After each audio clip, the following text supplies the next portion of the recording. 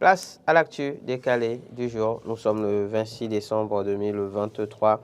Qu'il s'agisse de son adresse à la représentation nationale au Palais des gouverneurs le jeudi dernier sur l'état de la nation ou de son entretien exclusif sur le service public le week-end dernier, le chef de l'État, son Excellence Patrice Athanase Guillaume Talon, n'a manqué aucune occasion lors de ces deux sorties pour lancer des pics à l'opposition, notamment au parti Les Démocrates présidé par son prédécesseur Thomas Boni Yayi. Dans l'opinion publique, évidemment, cela fait parler, cela crée beaucoup de réactions, certains se demandant justement si le chef de l'État ne fait pas là une fixette sur son prédécesseur. Message sur l'état de la nation et entretien exclusif sur l'ORTB. Talon en pleine fixette sur Yayi. On tente d'y répondre avec Laurent Roland Toninquet. Ce ne sera pas sans vous. Vous avez la possibilité de nous appeler au 96 76 68 68 ou de réagir via le Meta, la page Bénin Eden TV. Le direct est en cours. Laurent, bonjour. À nouveau, bonjour, Médari, amis téléspectateurs. Le chef de l'État a donc effectué deux sorties, on va les appeler ainsi, la semaine écoulée. C'était notamment le jeudi à l'Assemblée nationale pour son message sur l'état de la nation, puis donc le samedi pour son entretien exclusif accordé aux confrères du service public. Au détour de ces deux sorties, beaucoup de choses ont été dites. Laurent Roland Toninquet, s'il fallait en faire un petit résumé, que retenir concrètement? Est-ce que je suis bien placé pour faire le résumé de tout ce que le chef a dit? Je sais que face à la représentation nationale, il a évoqué les actions de son gouvernement à la tête du Bénin, lesquelles actions sont marquées par assez de points positifs et en même temps les perspectives pour l'avenir, bien évidemment. Et puis, il faut aussi rappeler, aussi peut-être revenir sur les quelques insuffisances, en tout cas, que j'ai pu noter dans son discours, son adresse à la nation, dans une certaine mesure. Donc, quand on finit de dire ça, on va parler dans le détail parce qu'on a bien décrypté le message le jeudi matin. Et donc, oui, mais après, quand on suit le chef de l'État face à la presse, c'est là peut-être qu'on a encore beaucoup de choses à dire, beaucoup de choses sur lesquelles on peut revenir. Toujours est-il qu'au cours de ces échanges, il a pu expliquer la dynamique enclenchée, en tout cas à la tête du Bénin, et sa vision pour le Bénin, mais il n'a pas manqué de revenir sur certaines histoires ou certaines situations du passé qui aujourd'hui continuent d'étendre les tentacules dans la gestion peu ou pour du pouvoir, malheureusement. Donc oui, le chef est venu pour moi s'expliquer. Il est venu parce que après son discours, il y a eu beaucoup qui ont relevé certaines insuffisances de son discours.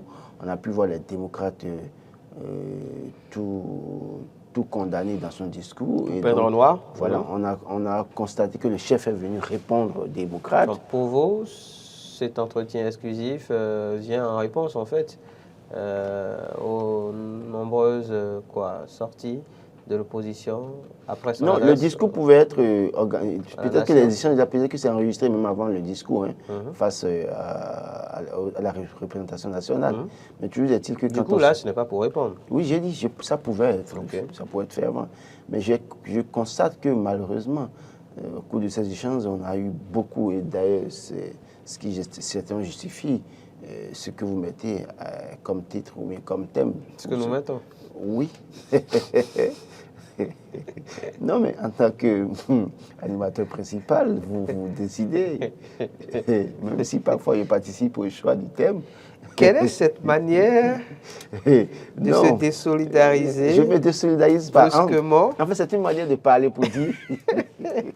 Que cache cette nouvelle manière? Non, si je disais que c'est moi qui ai proposé ce La thème. transition en se poursuit. Oui, oui. Si je disais que c'est moi qui ai proposé, les gars diront que c'est parce que je suis opposant que j'ai proposé ça. Donc je dois faire comprendre qu'en fait, ce n'est pas l'opposant qu'ils voient sur le plateau, selon eux. Parce que c'est l'opposant selon eux. Ça fait leur problème. Chacun est libre d'apprécier comme il veut. Qui a proposé ce thème? Donc, vous comprenez à demi-mot. Alors, pour dire oui, quand on suit un peu les échanges, on a comme l'impression que Boni Yayi continue de hanter Patrice Talon et il veut à tout prix lui lancer des pics, il veut à tout prix le voir dans ses problèmes, dans ses déboires à la tête. Qu'il vous souvienne lors de son adresse à la représentation nationale, par exemple, sur l'état de la nation, le chef de l'État, à un moment donné, estimait que oui, le Bénin avance, beaucoup de choses se font, sans tambour ni trompette, il n'y a pas de... Sans pose de pied, premier pierre. Voilà. Oui, j'ai pu le dire, j'ai pu demander au député Messan Diego qui était en plateau le vendredi. Je lui ai demandé, mais... Est-ce qu'il ne se rend pas compte que ceux qui étaient dans l'Assemblée, il y a beaucoup pas mieux, qui avaient posé la première pierre, ou bien ils font le coup de première pioche. Donc, au fond, l'un dans l'autre.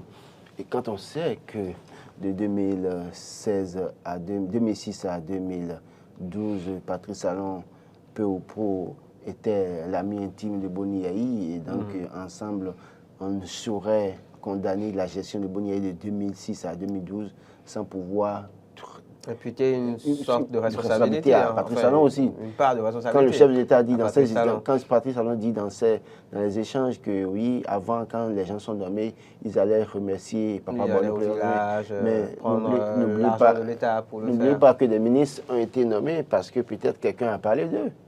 Chez Boni Yayi. Ok. Et ce quelqu'un serait? Je ne sais pas. Mais je sais que quelqu'un, à un moment donné, proposait des gens qui ont été nommés ministres. Okay. La preuve, certains qui étaient ministres de Boni Yayi sont aujourd'hui ministres de Patrice Talon depuis 2016. D'accord. Et parmi eux, il y a des gens que Boni Yayi ne connaissait pas, qui les avaient proposés. Et quand ces personnes voulaient aller faire messe ou bien marche pour remercier, pourquoi on ne leur refusait pas ça? Pourquoi quelqu'un qui les avait proposés ne refusait pas ça?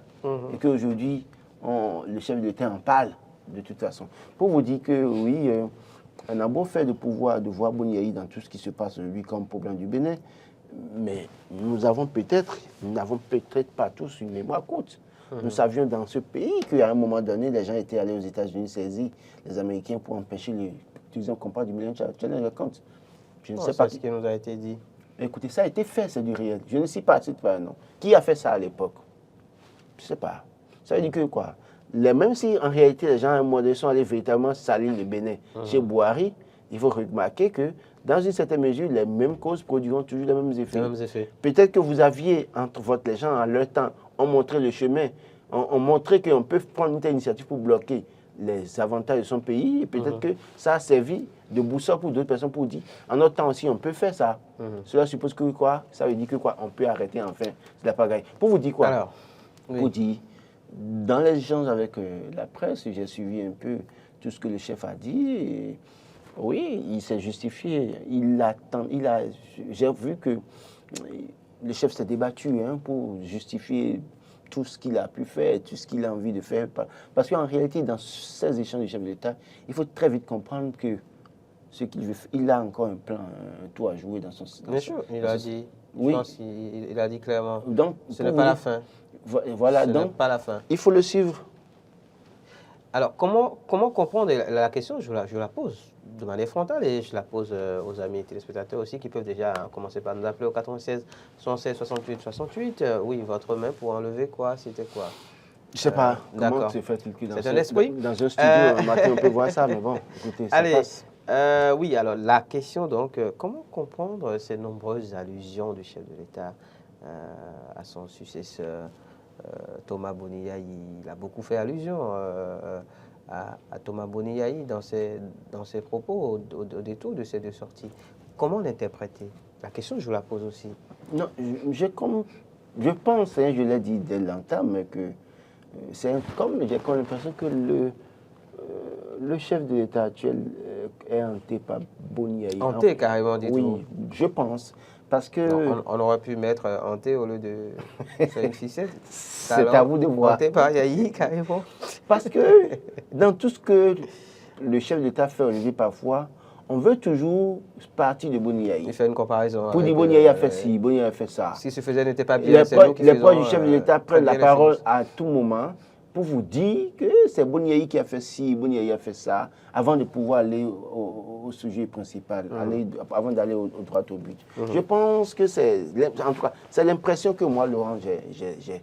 Je crois qu'à cette allure, vous faites l'homme sans le savoir, sans vous rendre compte que vous le faites. Parce que quand le chef demande qu'il faut aller à Tchakpodji pour parler avec justement, sur cette question, par exemple. Quelque part, quand le chef dit qu'on ne l'a jamais pardonné, c'est vrai que les gens seront choqués de ce que je dirais. Moi, j'estime fondamentalement peut-être qu'il a raison. Il a raison pourquoi? Quand l'affaire tentative d'empoisonnement est arrivée en 2012 et que les gens étaient emprisonnés, tout le monde a appelé Boniaï à pardonner. Tout le monde, de façon insistante, demandait à Boniaï de pardonner, pardonner, pardonner. Il n'avait pas voulu. Il a tenu mordicus et qu'est-ce qui s'est passé? Il a fallu que le juge, parce que le juge, il a tellement pris du temps que le juge est allé maintenant déclarer un non-lieu. Donc quand on dit un non-lieu, c'est que les gens ne sont pas coupables, les gens sont innocents. Et pourtant, dans le document produit par le juge, on a vu un certain nombre de choses. Mais dès lors que le juge a dit un non-lieu, et que c'est après qu'il dit avoir pardonné, malheureusement, l'autre utilise ça comme étant, oui, la juge m'a innocenté. Le chef de l'État a été clair sur le sujet, il a été innocenté. Voilà, donc pour vous dire quoi? C'est que Boniaï avait pris la résolution de pardonner avant, même que le juge ne prenne la décision, qu'aujourd'hui... Mais il a tardé à le faire. Il a tardé à le faire. Et c'est pareil pour Patrice Talon. Quand je le dis haut et fort, quand il prend du temps pour pardonner ou gracier, qui doit gracier ou pardonner, c'est qu'il va arriver un moment où il le fera, mais plus, ça n'aura plus de sens. C'est malheureusement ce qui se passe. Mais pour dire aussi que quand le chef le dit et qu'on dit que c'est un théâtre, qu'un certain nombre de choses, je veux bien faire l'effort de ne pas me prononcer sur le fond de ce sujet, mais dit que oui, tout ce que nous faisons, tout ce que nous disons, le monde a évolué, les archives existent dans une certaine mesure. Parce que dans cette période, le chef a dit des choses. Le chef a pris la parole en disant... On va recevoir un premier intervenant, si vous le voulez bien, Laurent Roland Tonekes, si vous le permettez. Bonjour, bienvenue. Bonjour. Merci de vous présenter. Monsieur Rigobert. Song, c'est toujours lui. Adonché de Glo, on vous écoute.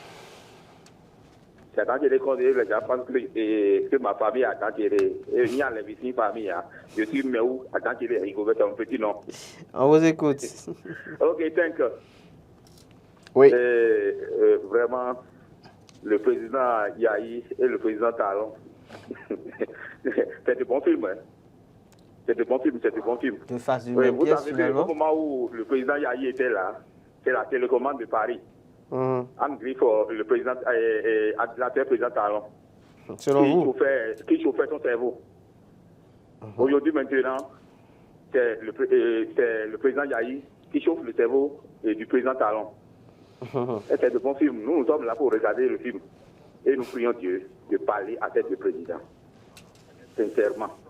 Parce que si ces deux n'arrivent pas à s'entendre, hein, et pour donner de bons exemples à ce pays, vraiment, nous n'allons pas nous en sortir. N'est-ce pas? 2026, comment dit-on, 2026 sera meilleur là-bas. Tout dépendra de Yahi et du Talon. C'est eux, si ces deux n'arrivent pas à s'asseoir pour discuter entre eux et choisir maintenant les canaux, les mots qu'il faut pour désormais parler au peuple, ça ne va pas. Ça ne peut pas aller. La dernière sortie du président Talon, sincèrement, il y a des choses qu'il a dit qu'il ne devrait pas dire. Qu'il ne devrait pas dire. Moi, sa place, cette sortie ne vaut pas la peine. Selon vous? Oui, selon le gouvernement. C'est vous qui voyez ça? Ne vaut pas la peine. Mais pour devant, il a tout dit devant les députés, selon le président, devant les démocrates. Okay. Et c'est bon, on l'a écouté. Hein? On l'a écouté, c'est bon déjà. Tout ce qu'il a dit concernant ceux qui sont en exil et ceux qui sont dans la prison, mais on l'a entendu et on l'a compris. Hein? Maintenant, pourquoi maintenant mettre de l'essence sur le feu? D'accord. On vous aura compris. Le président Yahi aussi, pour dans cette sortie, de savoir parler. Vous invitez les deux chefs d'État, enfin l'ancien et le nouveau. Il veut la paix pour le Bénin, il doit opter pour la paix pour le Bénin. Merci beaucoup. Merci, M. Rigobert Adonchede Meou, enfin, de la famille Meou. La précision est importante. Je crois que l'ancien chef de l'État, en se prononçant sur le discours, en tout cas le message du chef de l'État à la nation, le jeudi dernier, a dit quelque chose de capital. C'est-à-dire qu'en toute chose, nous devons mettre Dieu au centre. Et je pense que dans tout ce que nous devons faire aujourd'hui, nous devons nous souvenir de ce que nous n'avons aucun pouvoir et que seul Dieu est maître absolu des temps et des circonstances dans une certaine mesure. Ne pas le faire et penser qu'on a un pouvoir et qu'on est omnipotent, omniscient, omniprésent et qu'on peut se dire tout et qu'on peut même aller au-delà de ce qu'on doit dire dans une certaine mesure, ce n'est pas bien. En tout cas, c'est mon avis sur la question. Pour dire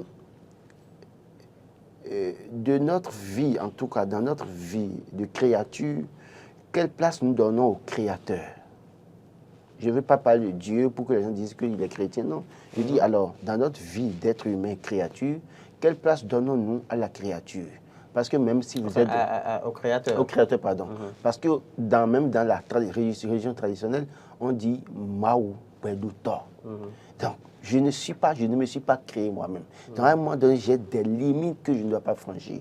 Quand je suis parfois à les sorties du chef de l'État, j'ai comme l'impression que le chef se dit, mais écoutez, c'est vrai qu'après Dieu, c'est lui, le Dieu à la tête du Bénin.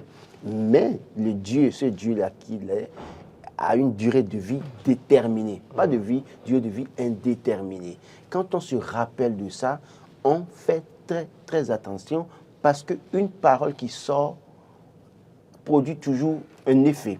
Et en réalité, il y a le retour, il y a le revers qui vous revient à tout moment. Après, est-ce que justement, bien souvent, les créatures que nous sommes, ne nous faisons, sinon ne nous laissons pas piéger par le pouvoir? On se rappelle encore de cette époque du Niawé. Oui, c'est ce que je dis. C'est-à-dire que le même Yahi dont vous parlez et qui semble donner des leçons aujourd'hui. Non, moi je n'ai jamais dit. Après par là, enfin, j'ai jamais dit que Boni Yahi est un saint. Voilà. Boni Yahi a dit qu'il va coller les béninois. Voilà, ça, à parler de bondissement. Enfin, à parler de... Il y a eu justement, je suis d'accord avec l'épisode du bondissement. Malheureusement, il y a eu le Niawé. Malheureusement, c'est ça qui nous induit en erreur. Parce que Boni Yahi a dit ça hier, donc on peut se permettre tout aujourd'hui. Mais non. Non. Mais non. Donc ça veut dire quoi? Boni Yahi a dit à une époque, on a tous condamné. Tout le monde avait condamné ce qu'il avait dit, en tout cas.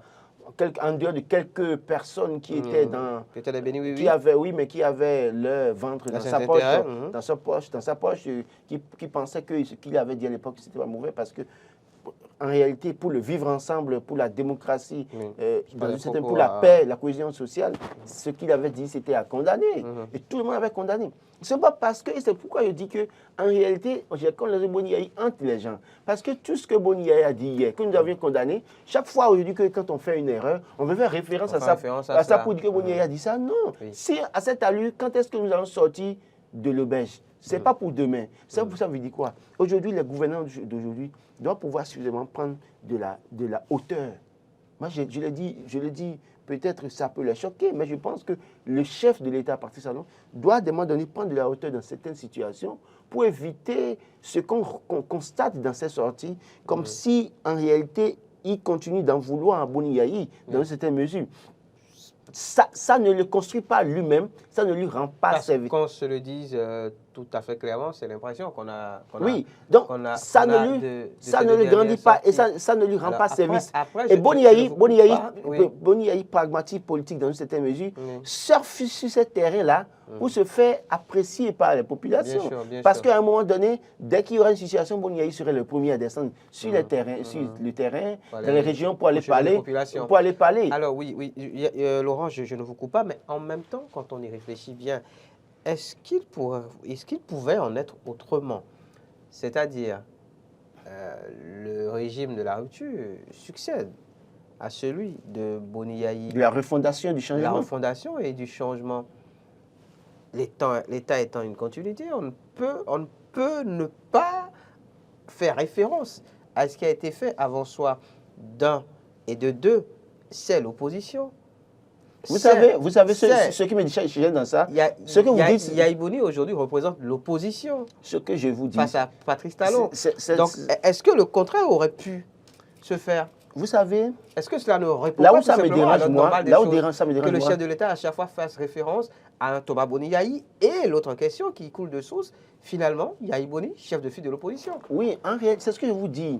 En fait, on voit Boni Yahi, ça, il hante. En réalité, ce que je dis, on ne voit que les mauvais exemples de Boni Yahi qu'on prend pour référence.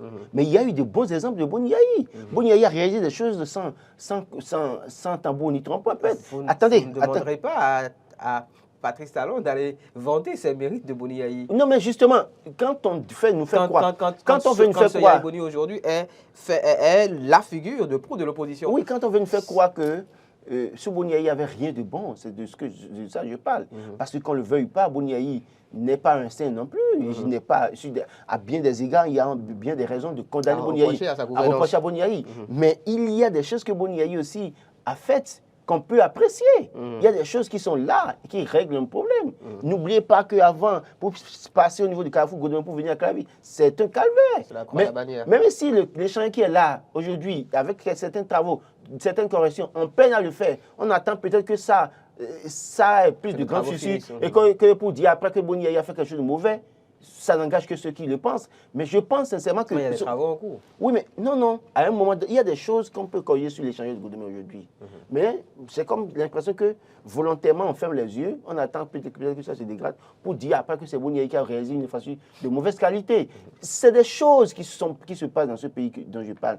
Pour dire, Boni Yahi n'est pas sain, mais il n'est pas pour autant mauvais qu'on doit citer chaque fois comme référence. Que ceux qui sont au pouvoir travaillent, pour moi, à mon avis, à faire ce qu'ils doivent faire, que le peuple apprécie et départage. Moi, je l'ai dit, et je le dis haut et fort, ça peut choquer des gens. Il y a des choses sur lesquelles je dirais que Boni Yahi, Patrice Talon, est très en avance par rapport à Boni Yahi.